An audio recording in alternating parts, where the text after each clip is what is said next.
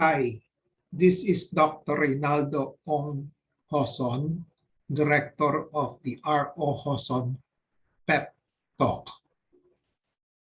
I have a patient empowerment program in which I like to empower the lay people or patients to take control in the management of their health. There are 3 courses in the PEP Talk. I completed the core course on October 9, 2021. From October 23, 2021 onwards, I have started tackling health disorder and health issue courses. This may take 3 years or longer. My pep talk today is entitled Fundamentals and Generalities in Medical Management of Cancer, which is part of the cancer course.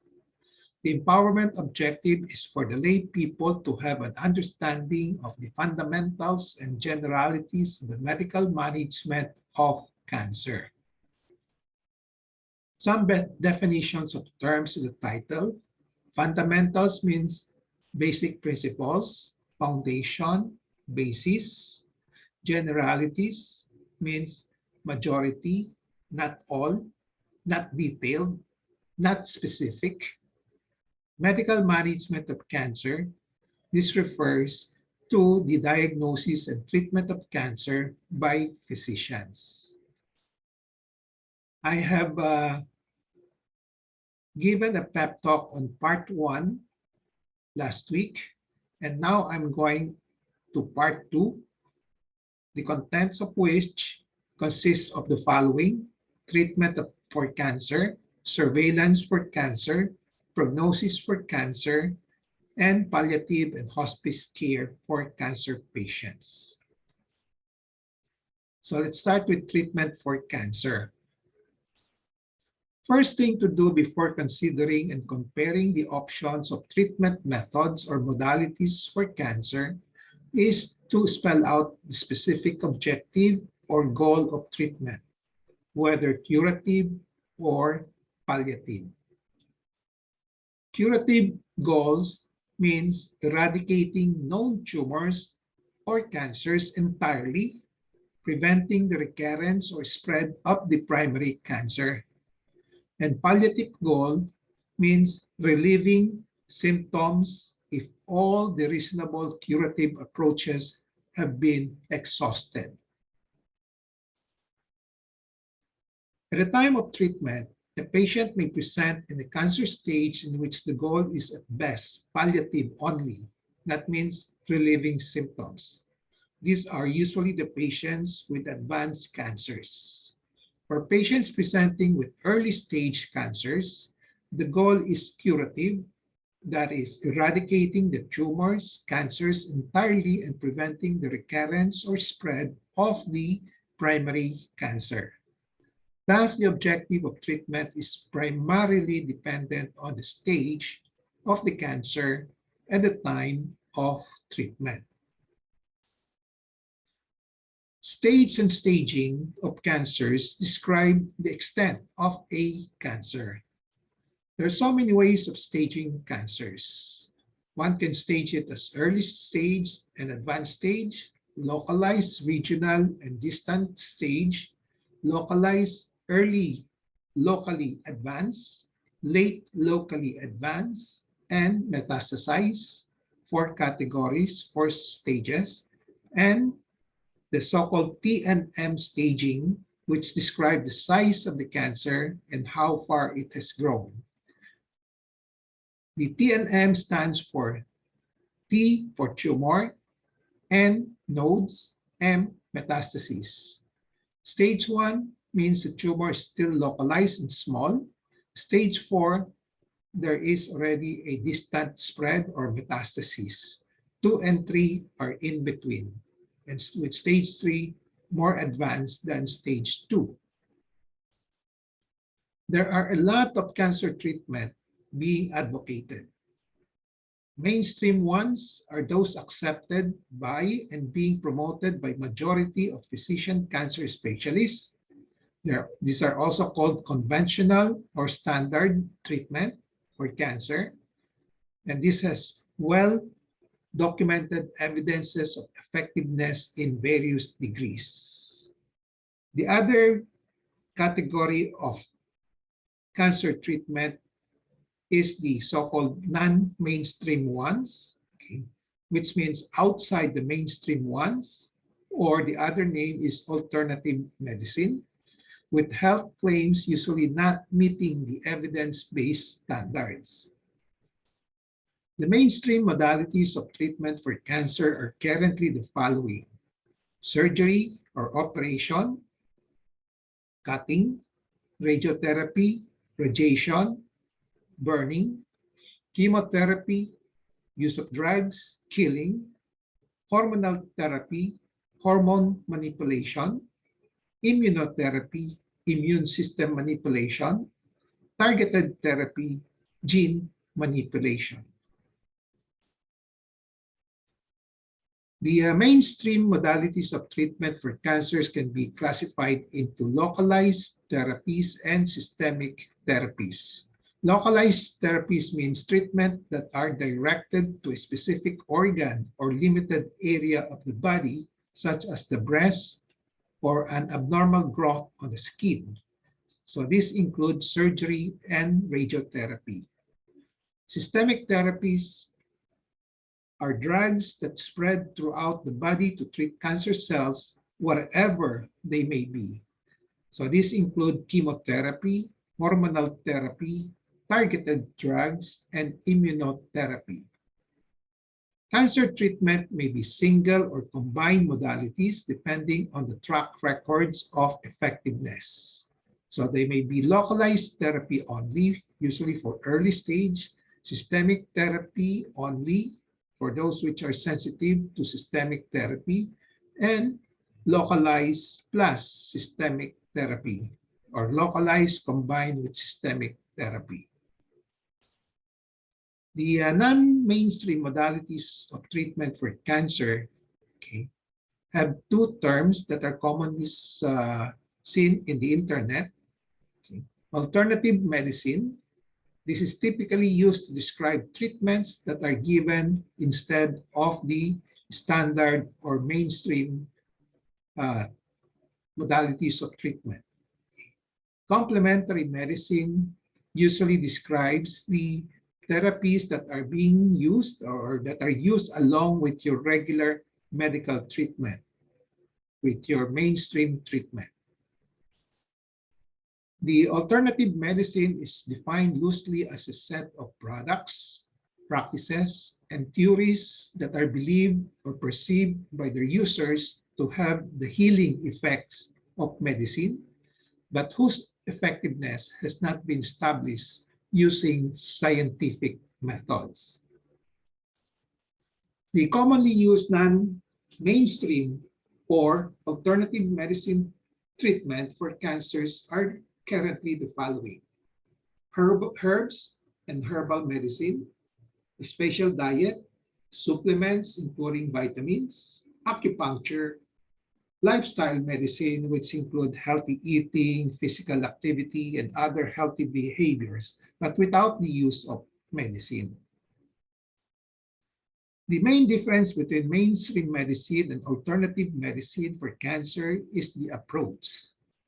Whereas mainstream medicine treats symptoms and problems in a certain given area, alternative medicine focuses on the cause and prevention, overall health, and non-conventional and often natural treatments.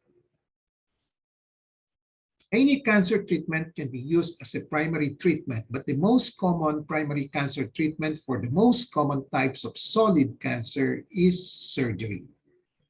If your cancer is particularly sensitive to radiation therapy or chemotherapy, you may receive one of those therapies as your primary treatment. In the end, the choice of cancer treatment is based on the track records, based on evidences of effectiveness on certain types of cancer. So, in the selection of treatment, the physician usually lists down the various options of treatment and then gives the data on the so-called BRCA, benefit, risk, cost, availability. Okay. So with the data given, the patient is asked what or she prefers. For example of BRCA comparative analysis of treatment procedures, option 1, 2, 3. Then in terms of benefit, goals of treatment, greatest survival rate for option 1, and then least survival rate for option 3. And 2 is in between. Risk, acceptable. The cost is 5,000 for option 1, 6,000 for option 2, and 3,000 for option 3. All these options of treatments are available. So the question is, what is the most recommended option for treatment? I suppose it should be option 1 because it's greatest survival and reasonable cost, 5,000. Okay. The words of caution on alternative medicine for cancer. Some of these therapies promise wellness using a method that sounds simple, wholesome, and without harmful side effects. But this is not always true. Delaying surgery, radiation, chemotherapy, or other traditional treatment by using an alternative medicine can allow the cancer to grow and spread to other parts of the body. Evidence shows that people who use alternative medicine, alternative therapies in place of standard or mainstream cancer treatments have much higher death rates.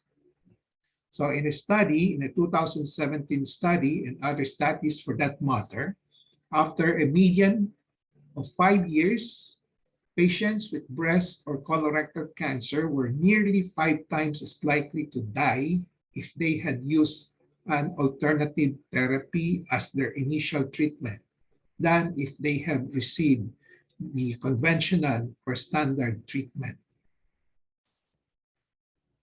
Other words of caution, some alternative therapies have been reported to cause serious problems or even death. Certain vitamins and minerals can increase the risk of cancer and other illnesses, especially if too much is taken. Let's now go to surveillance after cancer treatment. Surveillance for cancer treatment or after cancer treatment just means monitoring for recurrence after all the evident cancers are eradicated, usually after a curative treatment. And also, it can be used for monitoring progression, regression after a palliative treatment when all the evident cancers are not or cannot be eradicated totally. So the questions on issues here, by whom, monitoring by whom, how long should be the monitoring, how often, and what methods.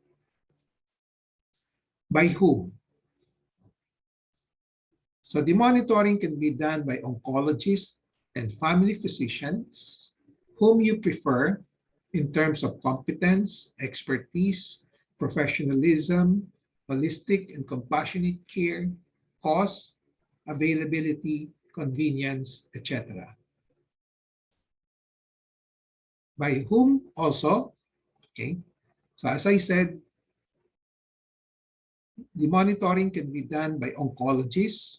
So oncologists are those physicians with specialty in cancer management, and there are various types: surgical oncologists, medical oncologists, radiation oncologists, and others. Okay. So you may choose one or more as indicated and as preferred based on this criteria. How long should be the monitoring? So for those with curative treatment goal, the recommended monitoring or length or how long should be lifetime, as all cancers have the potential to recur even after a long period of remission, even after 10 to 15 years. And for those with palliative treatment goal, until signs of progression or regression occur, then the physician or the patient makes another round of decision thereafter, or until a call or decision for hospice care is made, meaning no more aggressive anti-cancer treatment. And the last one is monitoring for those with palliative treatment goal until the end of life. How often? There are two situations here for this aspect. How often? Monitoring for immediate results of treatment and monitoring for recurrence of cancer after a curative treatment. In the monitoring for results of treatment, usually the monitoring is for the side effects and complications of treatment, as well as the response to treatment like chemotherapy, radiotherapy, etc. The duration of monitoring is dependent on the types and duration of treatment, recuperation time, expected response time, such as 2 to 3 months for chemotherapy, etc. As to the frequency, it can range from daily to every month, but an average is 6 months. In the monitoring for recurrence of cancer after a curative treatment, how often should this be done? Okay, so it depends on the type of cancer, treatment done, the usual prognosis, the time of treatment, whether it's soon after or long after, and then the mindset and personality of the patients, etc. So the general guidelines here is that the monitoring should be more often for those with higher risk for recurrence, such as aggressive type of cancer. Okay. Should be more often early post-op, say 1 to 2 years when recurrence usually appears. And then more often when we have anxious patients who need more frequent psychological support from physicians. What methods? There are at the moment 2 big categories or big groups of 2 general methods: symptom sign directed surveillance approach and regular screening, instrumental laboratory diagnostic test directed surveillance approach. What is meant by symptom sign directed surveillance approach? Patient symptoms and physician sign findings will direct the instrumental laboratory diagnostic to be done.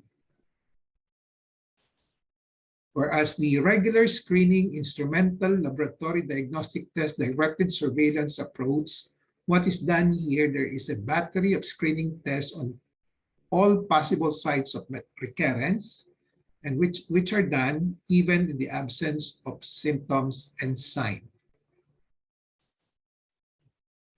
So here is an example of how to compare the various options, okay, for surveillance, okay, whether symptom directed or battery of test directed.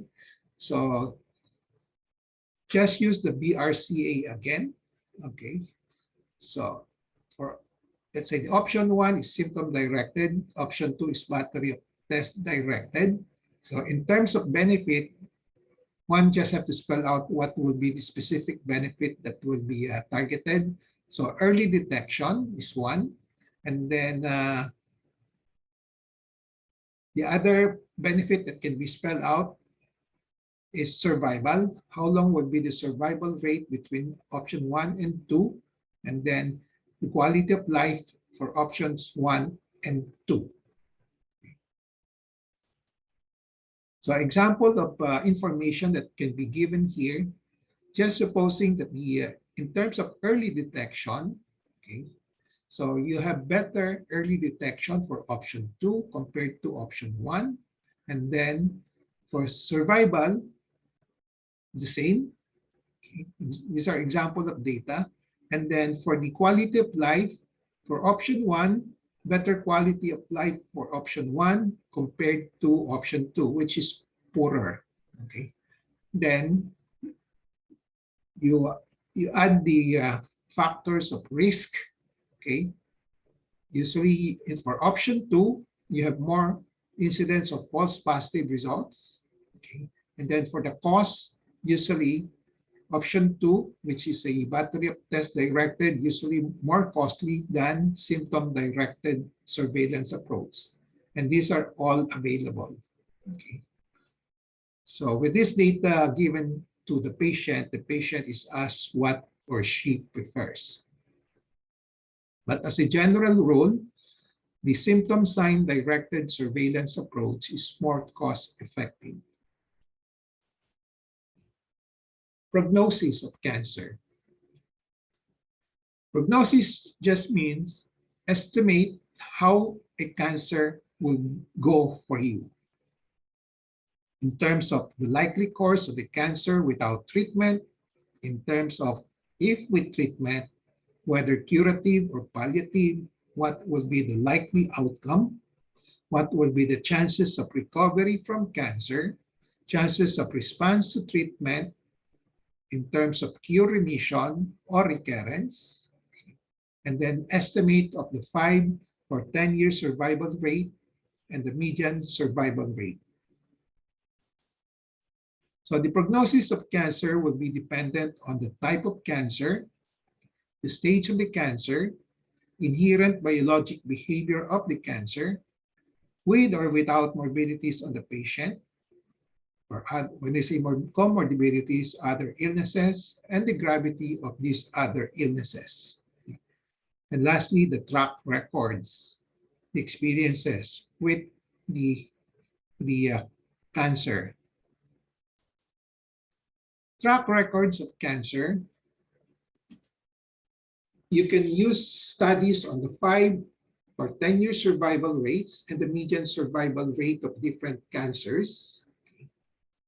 And these survival rates and median survival rate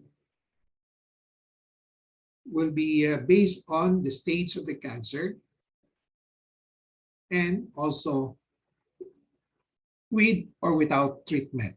So you can have data on these 5 to 10-year survival rates by stage of the cancer and with or without treatment. A 5-year or 10-year survival rates of cancer just means the percentage of patients with cancer who are still alive 5 years, if it's 5-year survival, 10 years if it's for 10-year survival, after they were diagnosed with or started treatment. Okay. So example of the 5-year survival rate for breast cancer, for localized in terms of by stage, localized 99%, regional 86%, and for those with advanced or distant spread, 28%. In terms of the so-called T&M staging, stage 1, 2, 3, 4, for stage 4, you have 22% 5-year survival rate. For stage 1, you have 98%. So this is another table showing 5-year, 10-year, and 15 years. Okay. So in stage 4, practically no survival at 15 years. Okay. But for 10 years, there's still some survival, 24% for those with stage 4. And then for stage 1, at 10 years, 90% survival rate. Okay. The survival rate at 5 years is 96%, which is higher than those with 10-year survival rate, and then 77.6% those in the 15-year survival rate. The other measure for the so-called track records of cancer is the median survival. Okay, this just means the length of time from either the date of the diagnosis or the start of treatment for a cancer that half of the patients diagnosed with the disease are still alive. So examples of data on overall median survival rate. So it's usually in terms of months. And then the median survival rate with or without treatment. And then the median survival rate based on the stage or based on the types of metastases, just like the example given here. The median survival for prostate metastasis site, okay? If it's in the lungs, the median survival is 19 months, okay? In the liver, 14 months, in the bone, 21 months, in the lymph node, 32 months. So you have a longer median survival rate for those with lymph nodes, okay? And the shortest median survival rate is in those with liver metastases, 14 months. Palliative and hospice care for cancer patients. These are two terms that one will encounter in the medical management of cancer patients, which most Filipino lay people are not familiar with, and which most Filipino physicians do not acquaint the cancer patients with. So you have two terms here, palliative care and hospice care. So what is the difference between the two? Palliative and hospice cares are being used in patients with advanced cancer, patients who have little or no prospect of cure and who are expected to die, and for whom the primary goal is to optimize the quality of the remaining life on Earth. Both palliative care and hospice care provide comfort for advanced cancers in terms of spiritual, mental, and spiritual comfort. Palliative care can begin at the diagnosis and at the same time as treatment. It may consist of anti-cancer drugs, treatment, just to relieve the symptoms. Okay. Hospice care begins after treatment of the cancer is stopped, which means no anti-cancer treatment has been decided upon. Okay. And this is done when it is clear that the person is not going to survive the cancer.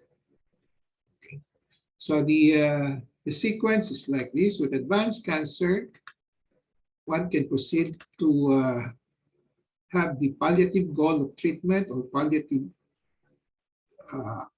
palliative goal. And then with palliative goal, one proceed with the palliative care, which is providing comfort, but you can still have anti-cancer treatment.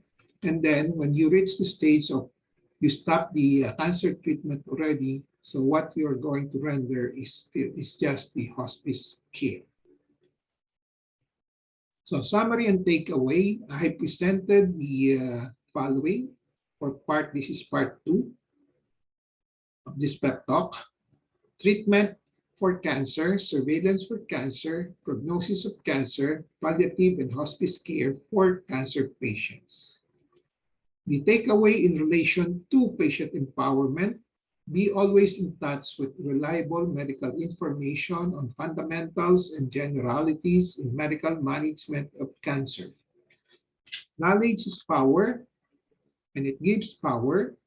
So use the 4 Ks of patient empowerment: kaalaman, kakayanan, karapatan, and kapangyarihan to gain greater control over decisions in the medical management. So with this, I end my pep talk for today. Fundamentals and generalities in medical management of cancer, actually part 2. Okay. I hope I have empowered you to have a better understanding of the fundamentals and generalities in the medical management of cancer. Thank you and good day. Mabuhay kayong